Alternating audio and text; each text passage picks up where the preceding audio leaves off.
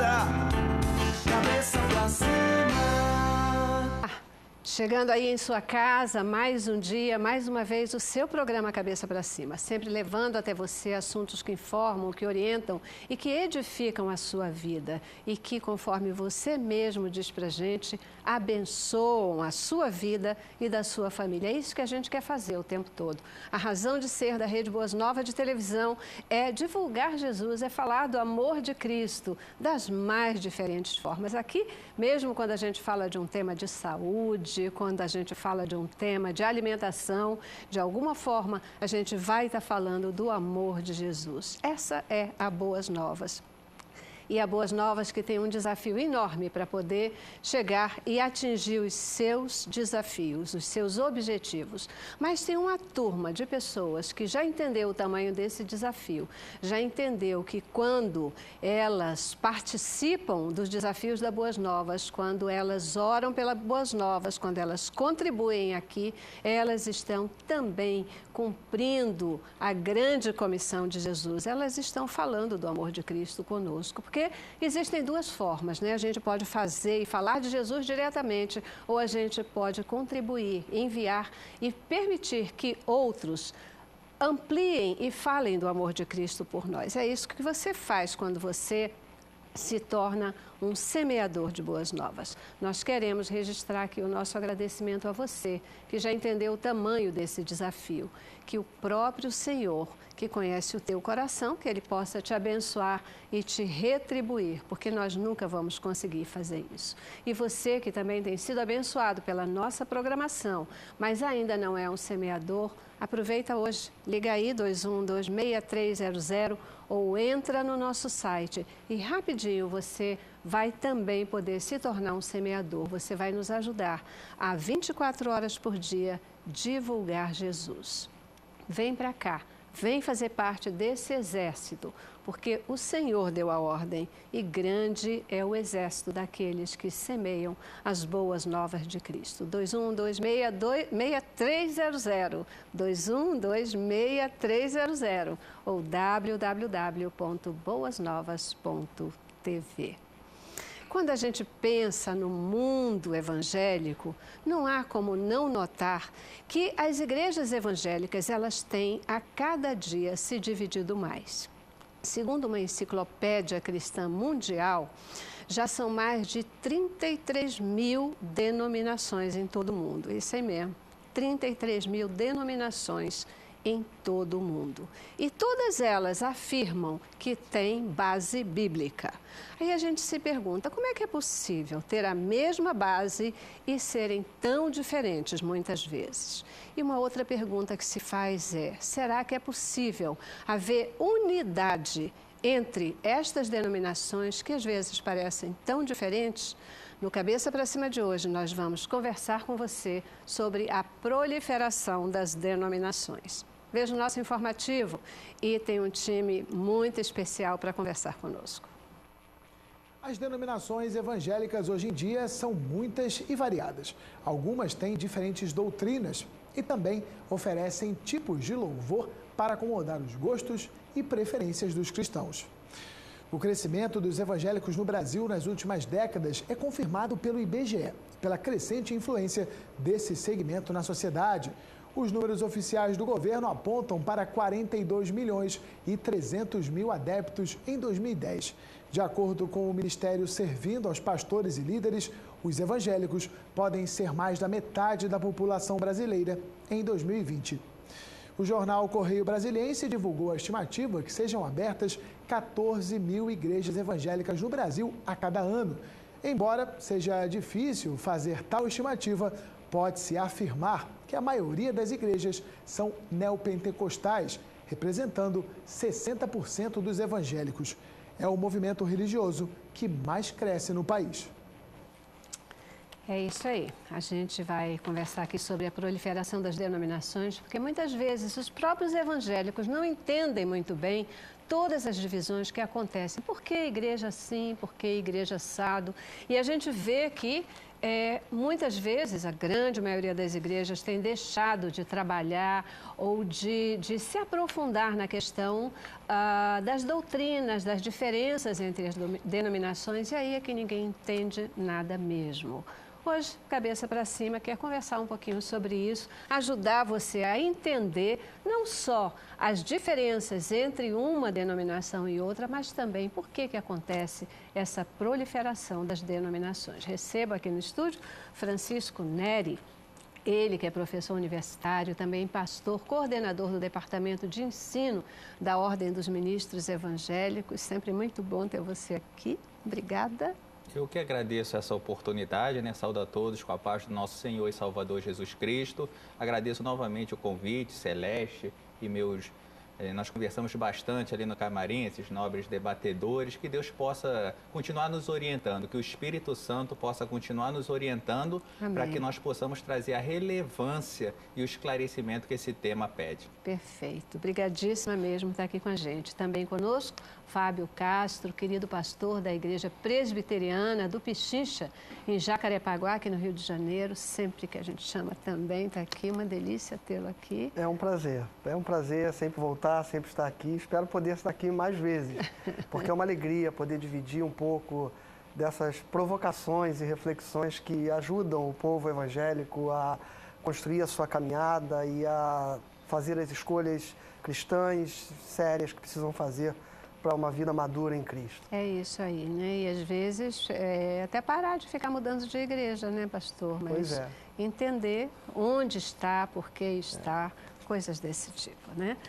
Também conosco, completando o nosso time de hoje, Radamés Gonzaga, ele que é coach, pastor da Assembleia de Deus em Vila da Penha, aqui no Rio de Janeiro. Também já está ficando freguês, né? Coisa boa. Fico feliz por essa oportunidade. Pastor Francisco, pastor Fábio, você, Celeste, sempre muito elegante e trazendo temas para que nós possamos discutir de maneira que as pessoas que estão nos vendo possam entender um pouco mais desse universo. Verdade. Esse universo, digo, evangélico, cristão, divino e tremendo na presença de Deus. É isso aí, né? Hoje a gente pincela essa parte do universo, né? Proliferação das igrejas evangélicas, porque é uma coisa que chama atenção, né, queridos? Parece que nenhuma outra igreja se divide tanto quanto a igreja evangélica. Essa percepção é real? É isso mesmo? Eu acho que sim, Celeste. Isso tem um traço sociológico muito presente desse nosso tempo, especialmente agora, final do século XX e século XXI. Porque nem sempre foi assim. Se a gente olhar o protestantismo desde o século XVI, e a gente olhar para o Brasil especificamente, nós chegamos aqui no século XIX. Chegaram aqui as igrejas protestantes históricas e chegou no início do século XX o pentecostalismo, com a Assembleia de Deus lá em Belém, em 1910. Do Pará, né, completando 103 anos. Isso, com o Daniel Berg e Gunavini, enfim. De lá para cá, nós tivemos pelo menos até a década de 60 uma matriz histórica, tanto das igrejas do protestantismo histórico, tanto do pentecostalismo chamado de clássico, né? Como alguns autores os chamam assim. Na década de 70, a gente vai ter a terceira onda do pentecostalismo, que são os neopentecostais. E é daí para cá, da década de 70 para cá, que a coisa começa a mudar. Na década de 90, aí há uma explosão. E a gente é fácil de perceber que a gente tem motivações sociológicas. Na década de 90, a gente tem a globalização, a gente tem um mercado de consumo mundial sendo estabelecido, a gente tem esse consumismo e esse processo de individualismo exacerbado.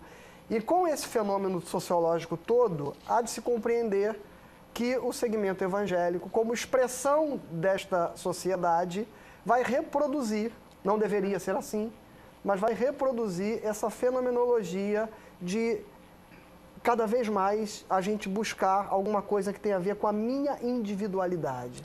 E aí cada vez mais eu sou um ser menos sociável para um grupo que seja diverso a mim. E eu preciso procurar pessoas que sejam tenham afinidades comigo. E cada vez mais a gente vai se isolando em pequenos grupos.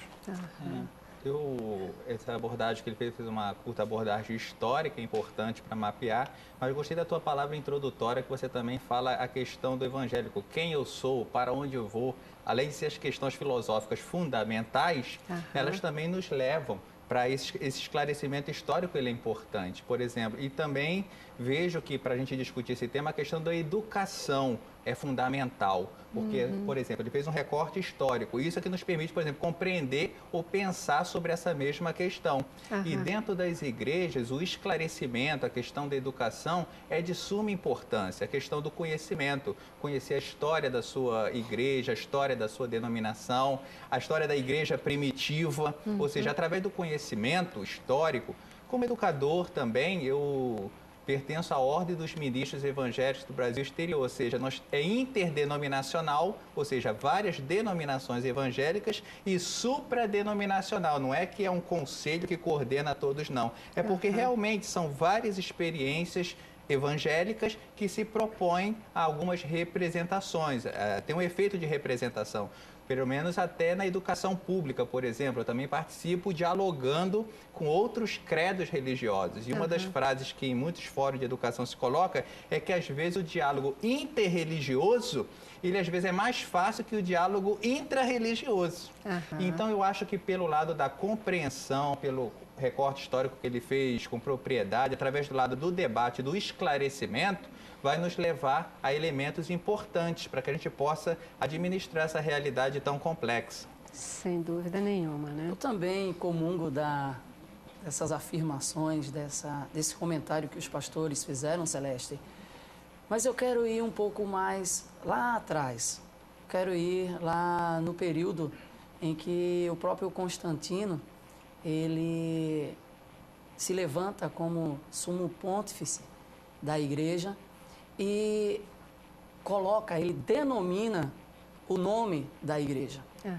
Então, eu penso que a partir dali, quando a igreja deixou de ser chamada cristã, até então ela era a igreja de Cristo, a igreja seguidora de Cristo. A partir daquele momento veio esse fenômeno da denominação. Tá? A partir dali e de lá para cá, vieram surgindo as denominações, tá? E dentro desse contexto, ninguém foge, tá? Ninguém foge desse contexto. Apareceram durante toda a história, se fôssemos falar aqui de Europa, se fôssemos falar até de Brasil, antes mesmo da própria Assembleia de Deus surgir em Belém do Pará, nós temos consciência de que vieram franceses, tá, mandados por Calvino aqui para a Baía de Guanabara, aqui no Rio de Janeiro, né? Enfim, se nós formos fazer uma análise geral, nós vamos entender que a partir desse momento lá de Constantino, esse fenômeno é algo que não parou nunca e nunca vai parar. Vai ser sempre vigente isso aí. Talvez essa pergunta, né? Por que nunca vai parar? Porque por muito tempo a gente teve aí talvez uma estabilidade um pouco maior, né? Igreja católica, igreja cristã, igreja católica, vem a reforma, a gente começa, né? As igrejas ortodoxas, e aí um equilíbrio maior, uma estabilidade maior em termos das chamadas denominações, né? As denominações mais históricas. Mas atualmente a gente realmente vê uma proliferação. Toda hora é uma denominação diferente. Assusta quando a gente pensa num mesmo segmento evangélico, mais de 33 mil denominações. E todas essas denominações se dizendo com base na Bíblia, mas as pessoas procuram uma, procuram outra, ainda buscando essa base bíblica. Será que todas as denominações que estão aí, elas têm mesmo a mesma base bíblica? A gente já precisa fazer o nosso primeiro intervalo, que o tempo passa rapidinho, né? E eu queria voltar com essa questão. É um ponto de atenção, né? todas as denominações que se dizem evangélicas e que têm base bíblica, hoje elas efetivamente têm base bíblica, o que a gente pode comentar, alertar, como a gente queira colocar aqui, né, para o nosso telespectador e para nós mesmos, né, porque afinal de contas a gente aprende a beça, né, quando está conversando aqui também. Perfeito. Vamos lá, intervalo. Cabeça pra cima.